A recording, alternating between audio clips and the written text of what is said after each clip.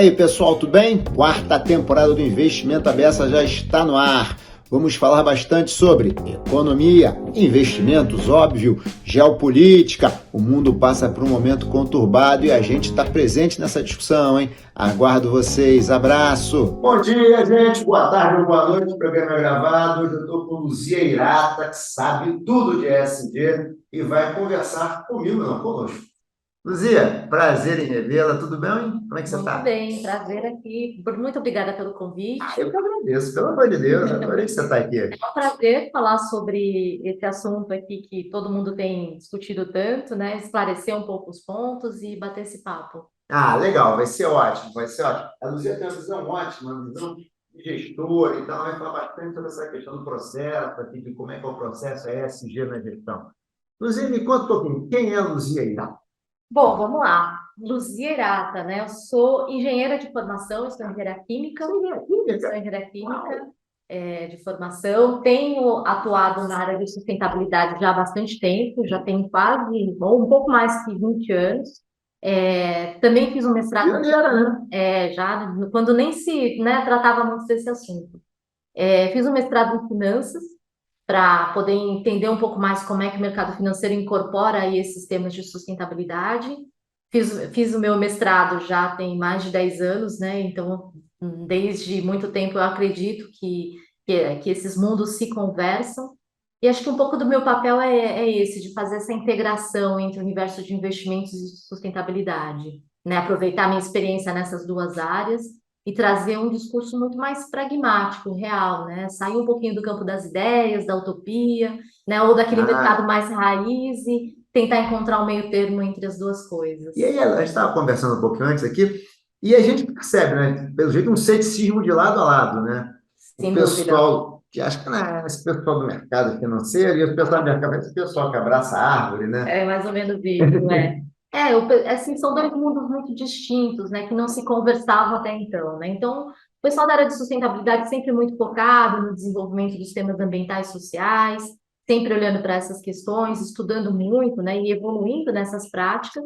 E o mercado financeiro, né, logicamente, né, sempre atuando de uma forma muito pragmática, olhando para questões do mercado, sem não necessariamente considerar os aspectos socioambientais como fatores importantes numa análise de investimentos, por exemplo, né? E o que acontece hoje é que esses mundos estão se encontrando, né? E esse diálogo, né? Ele, claro, é movido por muitas discussões, muitos desentendimentos no bom sentido, mas é isso, acho que faz parte, né, da evolução desse tema, né, dos dois mercados, desses dois mundos estarem incorporando essas análises e indo para uma mesma direção.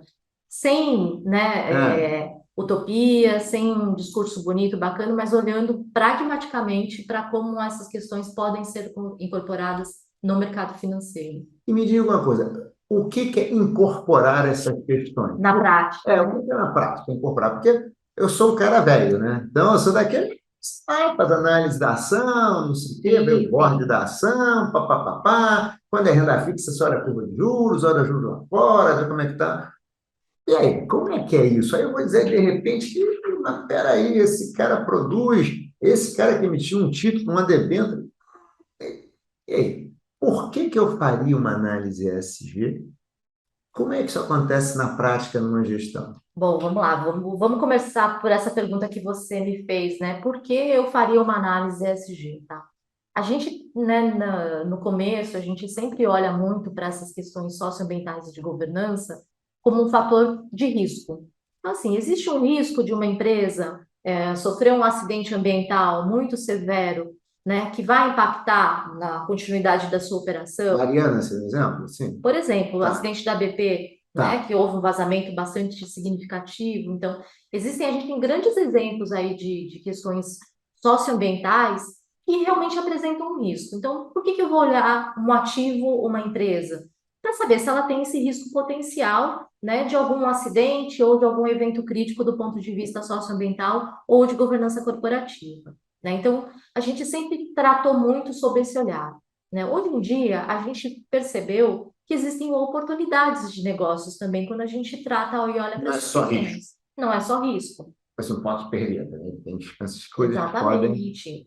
Por exemplo, um título, uma debenture verde, né? Hoje a gente tem um título rotulado que ele pode ser caracterizado como um investimento verde ou social, né? E é uma oportunidade de negócio. Por quê? Porque você pode estar ali emitindo um título de dívida cujo recurso vai ser destinado para algum projeto que traga algum benefício ambiental ou social. Hum, E isso é uma oportunidade de negócio, isso né, com é um um retorno mecanismo adequado. com o retorno. Claro, sem esquecer o retorno. Acho que o retorno aqui é Para algo tentar evitar que aquela mistificação de que, né, filantropia. não, filantropia é outra coisa, né? Faz parte também, né? E até eu explico. Quando a gente fala sobre incorporar aspectos ESG ou sustentabilidade, né? A gente está dizendo que o retorno ele é importante, porque o investidor, eu, você, né, qualquer um, não está querendo investir, né, em alguma coisa que não vai me trazer um retorno adequado. Só se for um pedacinho pequeno da carteira, a verdade é essa. Quando, né, esse investidor ou essa pessoa, né, ela abre mão do retorno, aí é filantropia. Tá. Existe também isso. Por Porque é quê? legal. O que é legal, mas não é o caso aqui. A Tá. gente está falando, né? Filantropia é uma outra área, né? Aqui a gente está falando de como incorporar esses aspectos no mundo real, no mundo aqui de investimentos, nesse mundo que vai cobrar retorno, sim. Né? E aí, quando a gente está falando de incorporação, né, no meu dia a dia, por exemplo, né, eu trabalho numa gestora de recursos, no qual a gente desenvolve metodologias, a gente coleta dados, informações, né, das companhias, dos ativos, para poder ter um retrato dessas empresas de como é o desempenho dela em sustentabilidade. Tá? Então você recolhe informações que não são aquelas de balanço Não simplesmente. necessariamente, é. Normalmente, a gente coleta essas informações por meio de relatórios que são publicados pelas próprias empresas, um relatório anual, um relatório de sustentabilidade, ou informações que ela disponibiliza no próprio site, tá? Ou informações que estão fora da empresa, não é necessariamente ela que publica, mas existem outros organismos, outras instituições que reportam Ah, dados só sobre empresas, mas sobre setores, por exemplo. E aí vai entrar, né, relatórios de algumas instituições que são reconhecidas, né? Então, por exemplo, BGC, a gente estava falando agora, né, o Instituto Brasileiro de Governança Corporativa. Tem ali relatórios, tem informações que podem nos ajudar a entender um pouquinho de temas de governança para determinados setores, informações dos órgãos ambientais, dos reguladores que tratam de questões ambientais, porque ele vai me dar informações sobre se aquela empresa tem multas, se tem processos, né? Relatórios do Ministério Público do Trabalho e do Emprego, também, interessante, para só tratar de para. questões sociais, Isso, acho importante, né? Estamos falando só de clima, você falou de trabalho, só de exato, pagamento de imposto, governança. governança. Tá. Exatamente. Então, assim, é uma gama de informações que a gente coleta para poder definir um pouco, né, do qual é o retrato daquela empresa em relação ao seu desempenho socioambiental e de governança. Qual é o grande desafio hoje? Quando a gente vai fazer uma análise, né, da empresa, a gente tem uma análise mais tradicional, você tem o balanço, você tem peças ali que te dão uma informação muito mais clara e transparente e um pouco mais uniformizada, digamos assim. Quando a gente está falando de sustentabilidade, a gente ainda não tem um padrão único para, Nossa, né, para que as empresas complicado, reportam hein? essas informações. A gente tem diversas metodologias de análise. A gente no Santander tem uma metodologia própria para fazer esse tipo de análise. Outras instituições, outras empresas que são especializadas nesse tipo de análise têm uma outra metodologia. Então, hoje em dia, a gente tem ali Isso uma série de são bem diferentes, às vezes. muitas vezes acabam Porque diferindo às vezes sim são aproximadamente. iguais, né? Mas já tem uns 80% que é parecido. Aqui estamos falando de Exatamente. uma coisa na. Ainda tem algumas discrepâncias que são significativas. Então, assim, temos algumas dificuldades sim, mas isso não nos impede de tentar fazer uma análise do desempenho em sustentabilidade dessas empresas. E o resultado dessas análises, né, que é o que a gente fala de incorporar, é o que vai me dar subsídios para eu, dentro do meu universo de investimentos, tomar algumas decisões de investimento. Eu vou fazer uma pergunta. Você está trabalhando aqui num trilho e tem um cara do tradicional fazendo aquela análise de balanço do E tem que outro. se conversar, Então, exato. a princípio, tem dois times, que são análises bem distintas, né, rodando. sim. Em algum momento, Eles vão se conversar. E tá. aí, isso é um ponto interessante que você falou hoje. E aí eu vou dar muito exemplo, né, do meu trabalho. A gente tem dois times que trabalham ali meio que paralelamente.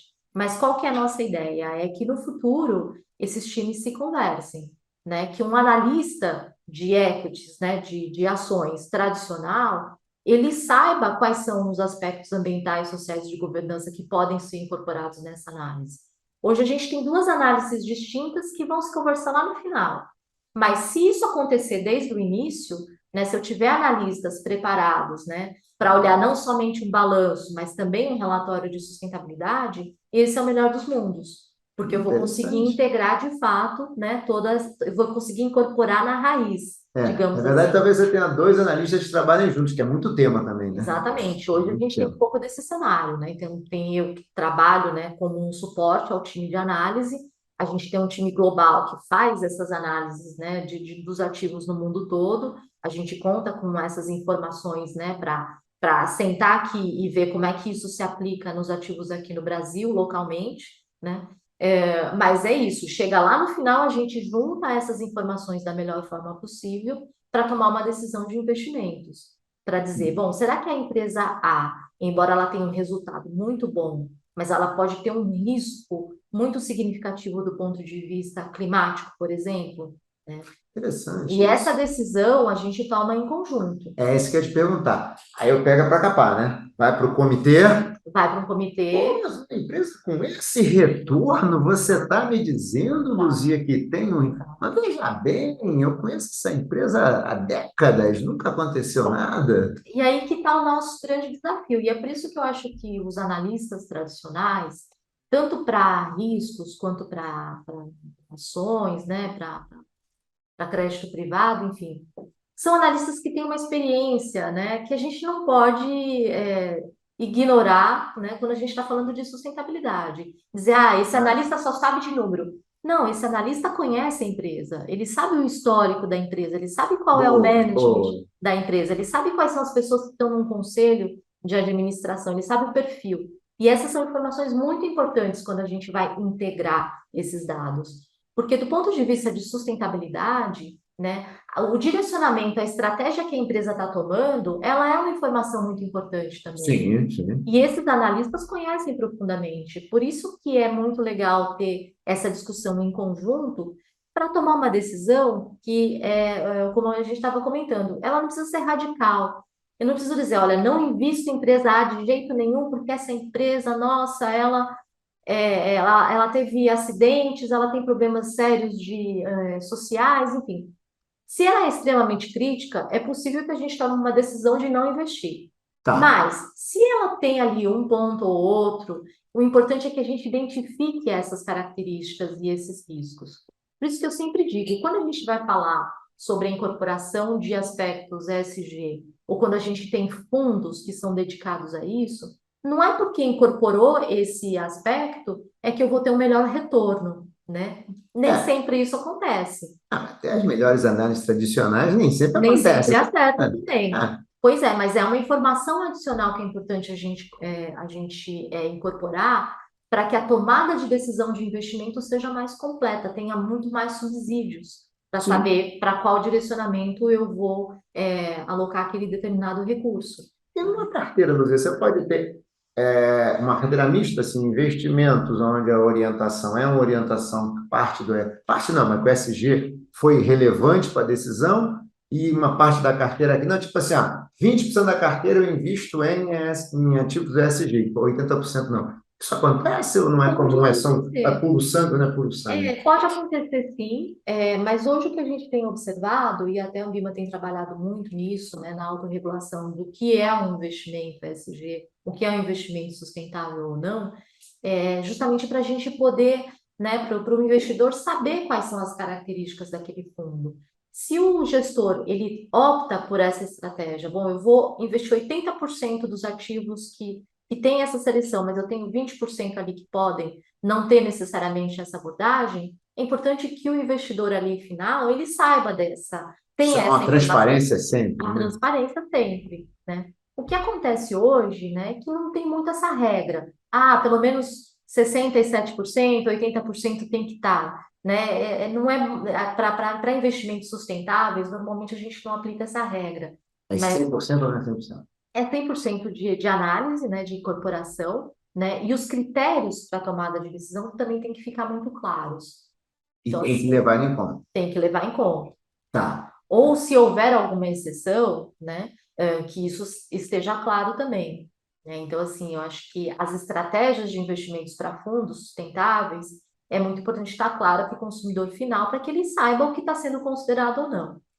Hoje em dia é um grande desafio, né? Até uma pergunta que eu sempre me faço: o que diferencia um fundo de investimento sustentável dos demais fundos? Exatamente. E a segunda pergunta é como reconhecer. O que diferencia na Ah, prática, né? As regras para isso, elas estão em andamento, tanto aqui no Brasil quanto na Europa, Estados é novo o Unidos, assunto, mesmo no mundo, mesmo na Europa. relativamente novo. Na Europa, sim, já existe fundos de investimentos sustentáveis já há bastante tempo, mas a regra, né, o pente fino, ele está sendo desenvolvido, né, ele está sendo muito mais rigoroso nesses últimos anos, né? E é muito interessante, porque mesmo no mercado europeu, né, o regulador está se deparando com essas questões. Poxa, mas você está me dizendo aqui que é um fundo de investimento sustentável, mas 20% da tua carteira aqui você está alocado num setor que é complicado, do ponto de vista de clima, por exemplo, né? Será que está certo isso? Será que não está? Então, assim, ó, os reguladores do mundo todo estão tentando entrar, né, nesse comum acordo do que é a Interessante. característica específica de um investimento sustentável, o que diferencia dos demais. O que eu posso dizer hoje, né, e que a gente tem ali, isso é muito mais conceitual e psicológico, é que um fundo de investimento sustentável, ele tem como objetivo, né, alocar os recursos em empresas que estejam alinhadas com o objetivo do fundo, que é de desenvolvimento sustentável, né? Mas esse é o objetivo primordial. Então, você tem que demonstrar quais são os processos que existem, né, para você fazer a seleção desses ativos, se você tem uma metodologia, se você tem uma estratégia de investimentos definida, né, para Muito em cima essa do seleção. processo mesmo, né? Você tem Também o processo, você tem supervisão, né? Como é que eu faço a supervisão dessa carteira internamente, Deixa eu te perguntar, tá, com inclusive? a palavra monitoramento da minha cabeça. Como é que você monitora? Porque o cara faz ali todo um discurso. Todo um discurso não, porque tem documento, tem muita coisa. Mas você sabe que ele. O dia a dia, né? O gestor está ali focado em comprar, vender, né, de acordo com o mercado. E aí sim tem que ter um processo de supervisão por conta disso, né? Lá no Santander Asset a gente tem um processo de supervisão que vem do time global, que uma vez por mês a gente tem um comitê, né? E o time global que está lá, que é mais independente, não está no dia a dia da nossa gestão, ele pede a carteira e fala assim: olha, veja bem, aqui tem algum ativo que a gente está entendendo que está violando aqui a regra. Ah, não, está 100% ok. Então, a gente faz esse processo de supervisão pelo menos uma vez por mês, que é para você poder acompanhar aquela carteira e até mesmo orientar o gestor quando ele eventualmente está, né, desviando do objetivo do fundo. É que é outra questão, é verdade, né? Porque você tem todo o seu time de análise trabalhando, toma a decisão, mas acho que no dia a dia o gestor toma a decisão de alocar um pouco mais, um pouco Exatamente. menos, e aí Exatamente. você precisa saber se o ativo que você comprou, você tem que monitorar para ver se ele realmente está caminhando conforme ele estava, tem o histórico dele, o que ele estava prometendo, e se o gestor também está tomando as decisões orientadas também pelo critério ESG. Exatamente, é isso. E uma outra coisa também que eu acho importante reforçar é que quando a gente tem um fundo de investimento sustentável, não quer dizer necessariamente que o gestor está olhando só para aqueles papéis que têm um bom desempenho em sustentabilidade. Normalmente, essa estratégia ela vem combinada com uma análise tradicional, né? No nosso caso, no fundo de ação que a gente tem, que ele tem esse objetivo claramente de investimento sustentável, ele também tem uma componente de uma análise fundamentalista e também tem uma componente de uma análise macro de condições de mercado, tá? Então, são alguns filtros que a gente utiliza, além do filtro ESG.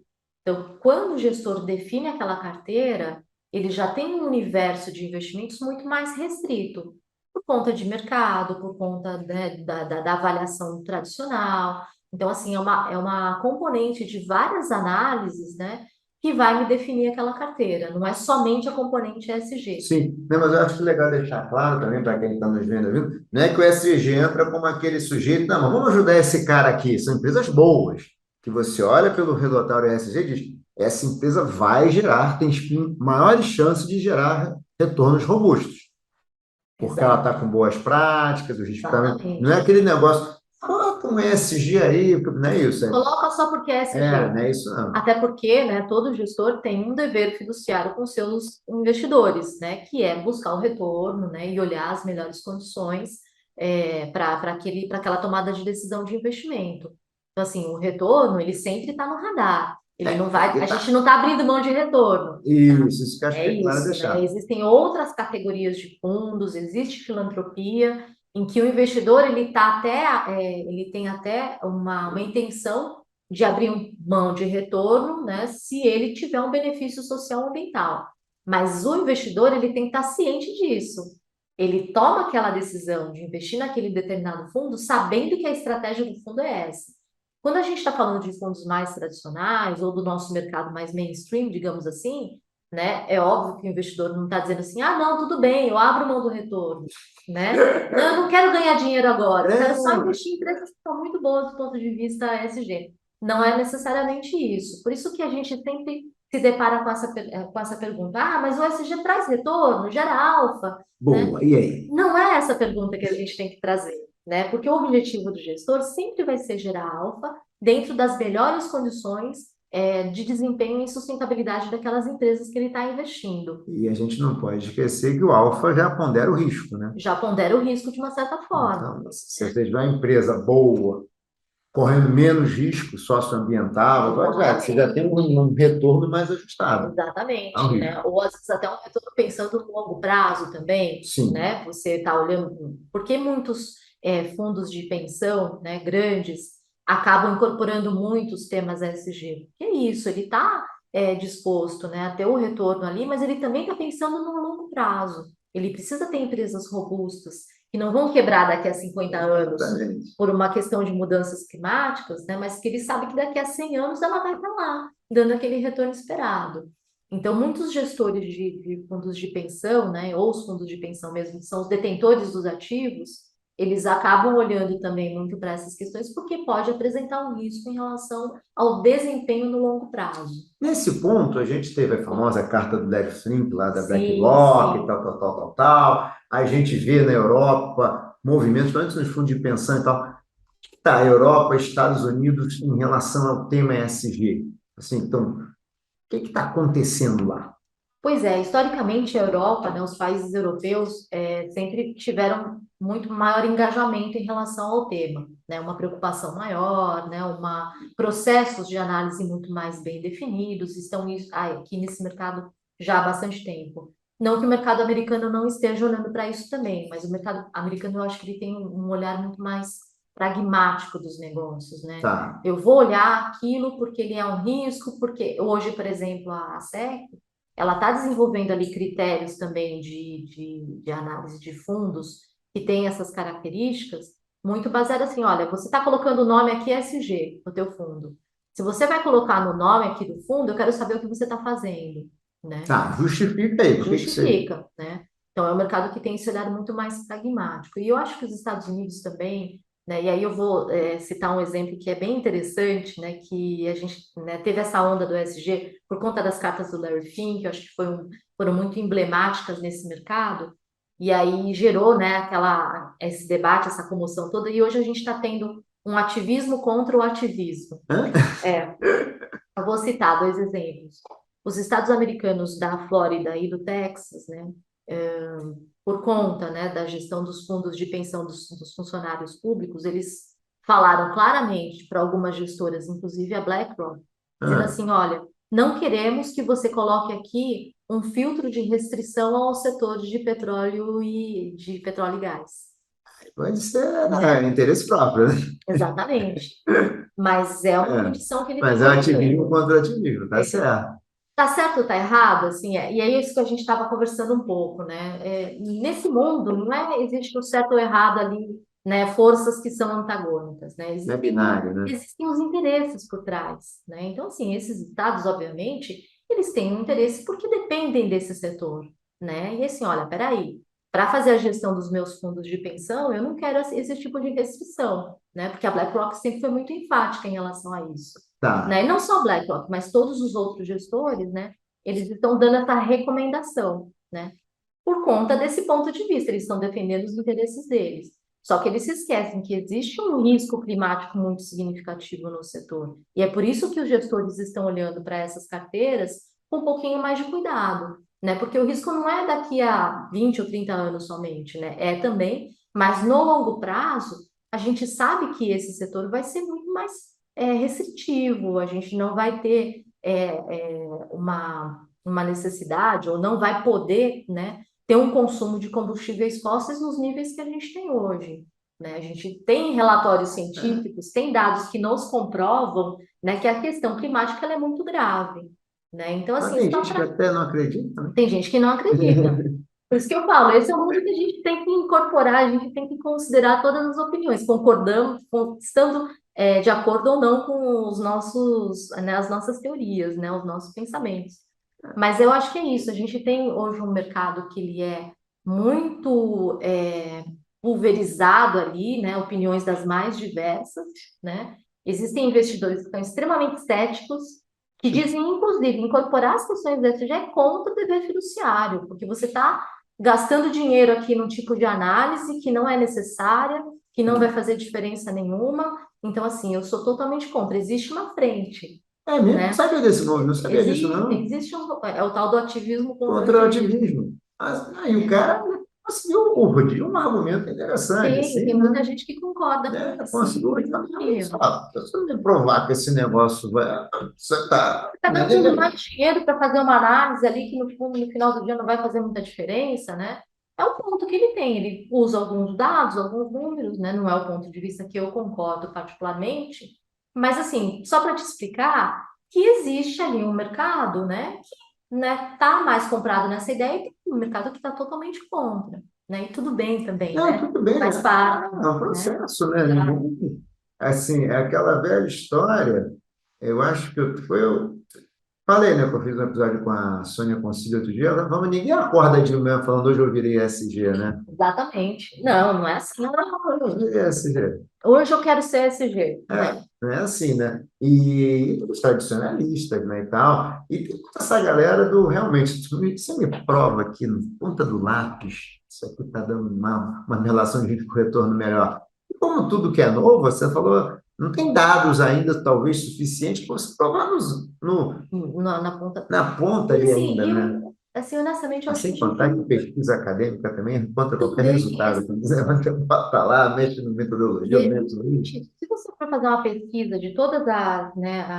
as pesquisas acadêmicas, né, que fizeram algum tipo de trabalho em relação a isso, você vai encontrar os que dizem que traz retorno, os que dizem que é neutro, que não faz diferença, e os que dizem que não traz.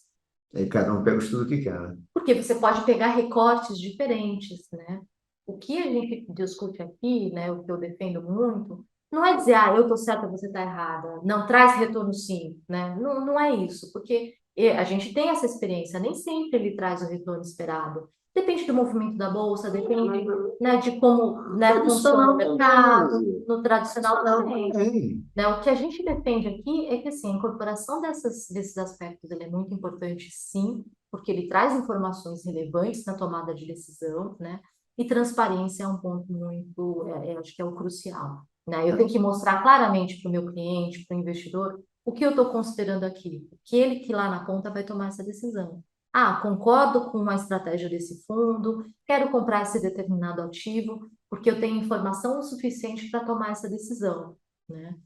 O que não pode é você ter uma caixa preta. Ah, eu fiz uma análise aqui, eu acho que empresa A, B ou C tá boa, e Z é ruim. Ah, mas como é que você fez essa análise? Ah, mas isso aqui é um processo meu interno. Não, eu tenho que te explicar. Eu estou considerando dados, né, da empresa, eu estou considerando dados externos, né, eu estou buscando informações nos sites, eu estou buscando dados que são mais confiáveis. eu estou olhando para temas que são controversos, né, que as empresas podem estar envolvidas, né? Quais são os temas controversos que você está considerando? Violação de direitos humanos, se ela pertence a um setor que é crítico do ponto de vista social ambiental, por exemplo. O setor de armamentos é um setor que pode ser considerado como investimento sustentável? Tabaco, álcool, né? Tem muitos fundos que excluem esses setores, né? Porque Tá, consideram que o produto ele pode ser danoso à sociedade. Então, eu vou tá, excluir isso porque eu entendo que existe um fator social ali atrelado àquele determinado produto. Empresas que fazem testes em animais, né? Será que eu não sou contra ou sou a favor? Então, assim, todos esses critérios têm que estar muito claros. Olha, estou realmente, né, excluindo esses setores e estou selecionando outros porque eu entendo que são mais adequados do ponto de vista de sustentabilidade. aí pode ter também, né, Luzia, um pouco que eu acho que faz sentido na evolução do ser humano, a questão de propósito, né? Eu Também, não quero investir em coisas que eu não me identifico com elas, também. ou eu quero ajudar coisas com as quais eu me identifico, né? Sem prejudicar o meu risco-retorno, mas eu não quero, Exato. né? Porque eu posso ter bons retornos sem investir em empresas de setores que eu não acredito, né? Ou empresas com práticas que eu não acredito, né? Exatamente, exatamente. É uma e é interessante, você falou uma coisa que tem acontecido, né? Não no Recorte Brasil especificamente, mas no mundo todo, é que as gerações mais novas, elas demonstram uma preocupação maior em relação a esses temas, né? Ah, Mudanças climáticas. Na Europa, qual que é a maior preocupação? Mudanças climáticas. No Brasil, não necessariamente, a gente tem outros assuntos que são muito críticos, especialmente do ponto de vista social. é, com Desemprego, certeza. desigualdade, fome, miséria, esses são temas muito latentes, né, em países emergentes, né, como o Brasil ou outros também.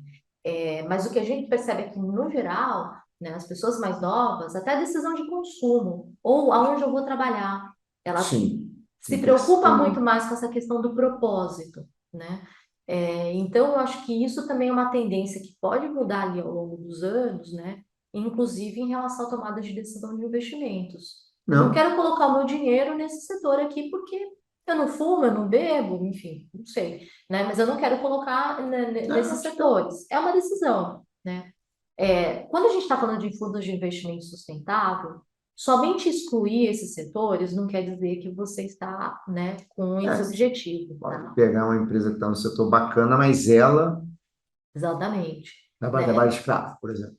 Você pode pegar uma empresa super legal aqui, e tem, né, empresas que são muito grandes, não é que ela tenha denúncias de trabalho escravo no seu próprio negócio, mas tem na sua cadeia de fornecedores. A gente tem um caso, alguns Vários. casos. A gente tem vários casos de empresas muito grandes, né, que têm ali, por quê? Porque produzem roupa em países no mundo todo, né? Indonésia, Bangladesh, China, Brasil, Tailândia.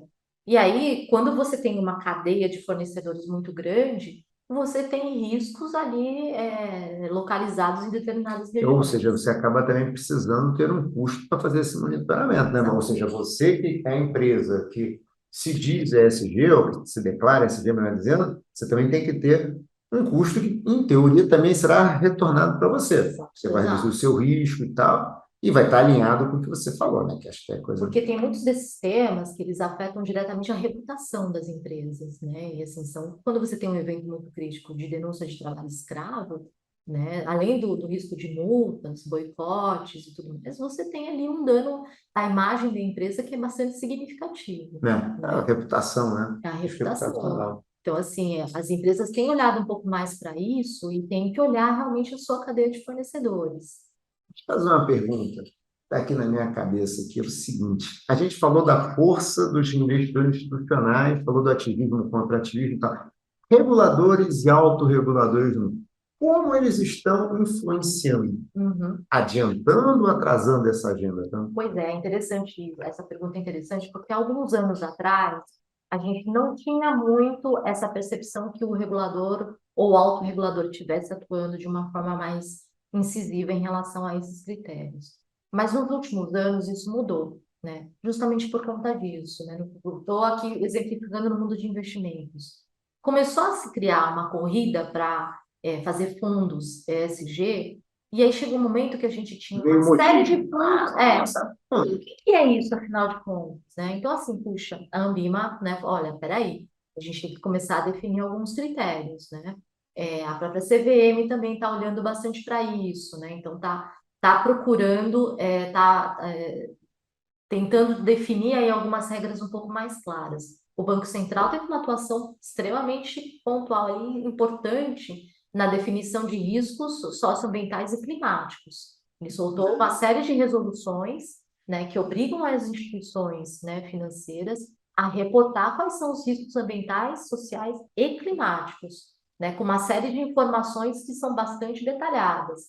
Então, assim, hoje eu vejo que tanto o regulador quanto os autorreguladores estão muito mais por dentro dessa agenda, né? Até porque, em alguns casos, é necessário colocar um pouquinho de ordem, né, para não causar essa falha de comunicação, essa simetria de informação, né? E eles estão muito mais atuando na regulação ou na autorregulação desses critérios. Na Eles estão Europa, empurrando a agenda. na Europa isso é muito claro. O regulador europeu ele é bastante enfático e ele está atuando muito diretamente nessa Eles têm uma na definição taxonomia nova lá, né? tem uma Há taxonomia. 2 anos, uma coisa assim. Já tem algum tempo, né, essa taxonomia para identificar o que é verde, o que é sustentável, E com né, critérios objetivos, com né? critérios bem Não dá objetivos. para dizer, você, taxonomia é essa, você se declara aí. Você tem que. Você tem que justificar exatamente se você se enquadra naquele tipo de projeto ou de atividade, né? Tá. Aqui no Brasil, a gente ainda não tem a taxonomia, tá? E aí, assim, há uma grande A discussão. Ambima, o primeiro. A Ambima está definindo a classificação e os critérios de fundos de investimento sustentável, mas uma taxonomia setorial ainda não, Tá. tá? A Febraban está atuando um pouco mais nisso, né? E aí eu estava até numa reunião semana passada e que o grupo estava discutindo justamente isso. Será que a gente não precisa ter uma taxonomia, né, do país, né? Não que seja feito pelas associações ou pelos reguladores, né, específicos? Será que a gente não tem que ter uma única para todo mundo? Para mim faz total sentido. A gente ainda não tem. Talvez Tá. a gente tenha que agora trabalhar muito para isso, né? Tomando como referência a própria taxonomia do regulador europeu, considerando, né, as nossas características locais, né? Quais são os projetos aqui? A gente tem uma série de projetos sociais que são extremamente relevantes, que são importantes, né? Que Verdade. pode estar caracterizado numa taxonomia aqui local, né? Com um olhar mais social, um olhar ambiental. Então, assim, eu acho que a gente tem que, né, evoluir um pouco mais para isso, talvez. A gente ainda não tem. Mas pelo que eu noto, né, que você está falando do regulador europeu e do regulador americano, essa iniciativa de Ambima, a gente está caminhando, a gente está reduzindo o gap. A Então, gente vem reduzindo o gap, né? Uma pergunta. Greenwashing. Como hum, é que você tem visto isso aí no mercado? Porque, dá uma explicada rápida também, né, só para o que é contextualizar as ideias. Né? chama de maquiagem verde, né? E começou muito com isso, né? De algumas empresas dizem assim, ah, não, estamos aqui fazendo por conta de um benefício ambiental, quando na verdade não era bem aquilo, né? A história não é bem aquilo que ela conta. Então, assim, essa prática de você exacerbar, né, determinadas ações, né? E ali na vida real não ser bem aquilo, né? É o que a gente chama de greenwashing. Isso acontece em todos os níveis, tá? Seja nas empresas, seja em investidores, no universo de investimentos, de instituições, enfim. Tem muito. Tem para todo lado. Tem tudo na vida, tem para todo lado. De fato, isso é muito legal, mas assim, se a gente for olhar de fato, não é bem assim. Então, assim, essa questão do greenwashing, e aí tem gente que chama de social washing também, tem várias terminologias, mas assim, o conceito que está por trás é isso, né? De você É ter enganar o ali outro. prática, enganar, é uma prática de enganar em relação a esse assunto especificamente de sustentabilidade. Taxonomia, regulação, autorregulação, ela vem um pouco para isso, para tentar diminuir essas chances de greenwashing, né? Tá. E vem muito por regulação mesmo. Assim, olha, você está atendendo esse critério? Sim ou não? Né? Se você não está fazendo isso aqui de acordo com o que está definido na regra, então não é. Então você não pode falar que é. A Tá. Ambima mesmo, né? Quando ela começou a determinar a classificação dos fundos, ela deu uma recomendação para que todos os fundos que carregassem, de uma certa forma, a denominação ESG, sustentabilidade e tudo mais, que tirasse do nome. Olha, se você não está seguindo a regra, você não vai poder mais colocar essa terminologia no nome do fundo, né? E Correto. foi o que aconteceu. Muitos fundos acabaram tirando, se adequando. Que é isso, olha, eu tinha aqui o ESG, mas eu não estou atendendo no 100%. Quero atender? Então eu vou atrás, vou me Isso adequar é. às regras. Se eu não quero, tiro do nome, tá tudo bem, né? Então, um pouco desse movimento, né, de regular um pouco mais, definir critérios muito claros, para tentar prevenir as práticas de greenwashing, tá? Mas também é aquela velha história, né? A questão do crime, né? Você sempre coíbe, mas você nunca termina no crime. Sim, né? Não estou dizendo que o norte é crime, mas uma prática que não é bem legal, que você coíbe, aí tem alguns que espirram, outros que vão tentar dar um jeitinho, aí daqui a pouco você aperta a regra, aqueles... Você vai. Você sabe que é interessante, né? Que tem alguns pontos que a gente pode tirar, né, dessa. Tem muita empresa que vai fazer greenwashing, que não está muito se importando, mas se ela eventualmente estiver envolvida em algum aspecto crítico, algum evento crítico, alguma controvérsia, isso vai pegar muito mal contra ela, tá? E a gente tem exemplos, eu não vou citar nomes, mas assim, de empresas que dizem que são sustentáveis, que têm boas práticas, aí no dia seguinte está estampado lá no jornal, né? Porque teve uma denúncia de trabalho escravo, porque teve uma questão social muito grave, ou que teve um acidente ambiental, ou uma prática de governança, né, É, que viola 100% das regras. E aí isso pega muito mal, a empresa perde credibilidade. E para ela recuperar essa credibilidade demora muito mais tempo. Então, assim, eu acho que as próprias empresas estão começando a se policiar um pouco mais nas suas próprias práticas de greenwashing, porque elas sabem que ela está muito mais exposta e as pessoas estão muito mais de olho nisso, né? E não. aí, assim, não é só o investidor, né? É o consumidor, é a sociedade, porque a gente tem rede social, que aquilo, né, se Sim, espalha muito sim, mais rápido. sim. Então, eu acho que as empresas estão tomando um pouco mais de cuidado em relação a isso, porque elas sabem que o dano reputacional pode ser muito pior, né? No fim das contas, o custo Pode ser muito pode maior. ser maior do que o benefício que você vai ter. Isso que Exatamente. pode ser. Então, eu acho que essas práticas, elas estão sendo proibidas não só por meio da regulação e da autorregulação, mas de um próprio cuidado, né, que as empresas Acho e que a os setores sociedade cobra mais, né, Luzia? A cobra sociedade muito. cobra mais hoje, né, com rede Cobra. social. Você falou os mais jovens, mais atuantes, os consumidores mais Estão ativistas muito também. mais pesadas isso. Então, eu acho que a gente tende, né, a ter um mercado um pouco mais organizado nesse sentido. Mas o grande problema, que a gente já falou aqui, é a assimetria de informação, é a falta de transparência. E eu acho que é nisso que a gente tem que, não é assim, é um greenwashing ali, né? E quando eu não dou a informação necessária, É, é um problema, né? Para eu tomar uma decisão de investimentos, eu preciso ter informação ali clara. Se aquela empresa está me escondendo alguma coisa, né, esse é um problema. E a gente sim. sabe de muitos casos, não necessariamente em relação a aspectos, né, SG, mas qualquer outro tipo de Qualquer informação, outra, qualquer outro, né, que qualquer a outro. empresa não divulgue claramente e que o investidor tome uma decisão, né, que pode ser influenciada por essa falta de informação, é muito grave. Isso se aplica também para os temas de Mas sustentabilidade. até questões de contabilidade, como contabiliza isso ou aquilo, ou como encara um determinado risco fiscal ou não, reporta esse risco fiscal. É o que você falou, até na análise tradicional, você é vítima desse Você tipo de também falta tem. de transparência, um pouco de falta de boa-fé, talvez, né? Exato, Falta de também. boa-fé, né?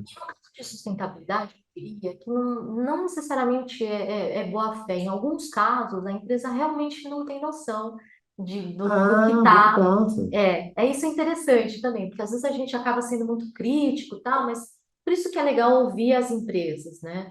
E muitas vezes ela acaba. Por quê? Porque não tem o padrão, porque não tem uma regra de como ela reporta.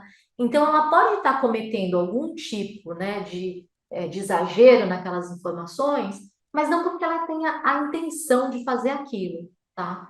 Bom Mas ponto. acaba fazendo, né, por uma série de processos internos que precisam ser melhorados. Às vezes até é questão de conceito, não acha que determinada prática é uma prática SG, não é? Pode ser só. Olha um exemplo, né, que eu sempre acabo comentando, né? Quando a gente faz análise de empresas, a gente vai lá, relatório de sustentabilidade e formulário de referência. Também é uma peça muito importante. Tem uma informação, e eu sempre acabo pegando nesse ponto, porque ele é um dado bem objetivo, né? Que é o turnover, a taxa de rotatividade. Que existe essas duas informações, essa informação nos dois documentos. Muitas vezes, né? Eu vou dizer assim, mais que 50% das vezes, se você for pegar esses dois documentos da empresa, ele vai apresentar taxas de rotatividade diferentes. Uai, No formulário de referência e no relatório de sustentabilidade. Olha que é interessante. só. Isso é muito comum Não se acontecer. fala. Não se fala, ou porque uma área faz esse cálculo, a outra faz o mesmo cálculo com bases diferentes. Está aí o problema da padronização das informações. É um caminho que a gente também tem que trilhar. Como é que a gente uniformiza, né, as informações que são reportadas, né? E aí Não, isso acontece porque a empresa está querendo enganar um ou outro. Não, né? às vezes é internamente, às vezes o timing da informação, a base de referência não é a mesma. Só que ela chega torta para o investidor que vai fazer uma análise. Então, assim, eu só estou dando um exemplo, né, que é bem objetivo, mas isso pode acontecer para uma série de outras informações que são reportadas, tá? Nossa, é E um aí, desafio grande mesmo. exato, Nossa. exato. Luzia, infelizmente, a gente tem horário, a gente sabe disso. Tem uma última pergunta. Claro. Futuro, como é que você vê? Daqui para frente, o SG, do Rio para ficar, a gente sabe, né? Mas acho que não é. Pode ser isso.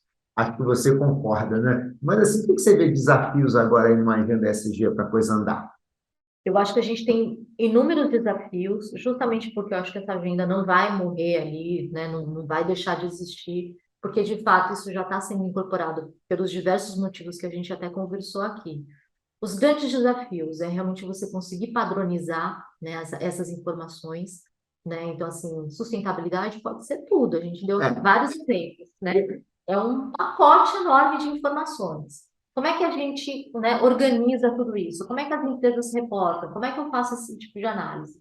Eu acho que esse é um grande desafio que a gente tem hoje, justamente porque isso impacta diretamente, né, na minha tomada de decisão de investimentos, na estratégia de investimentos que eu vou adotar, ela impacta diretamente na regra, na classificação dos fundos, né? Ela impacta a regulação, enfim. Então, a gente tem esse grande desafio que é de conseguir explicar ali, né, no final do dia, por que esse fundo ESG ele se diferencia dos demais. Hoje a gente tem, né, ali, a gente está tateando, mas assim, eu acho que o grande objetivo é, bom, isso aqui ele se diferencia porque ele tem essas características, né? Ele é diferente daquele outro fundo, né, mais tradicional, porque ele incorpora essas questões dessa forma, né?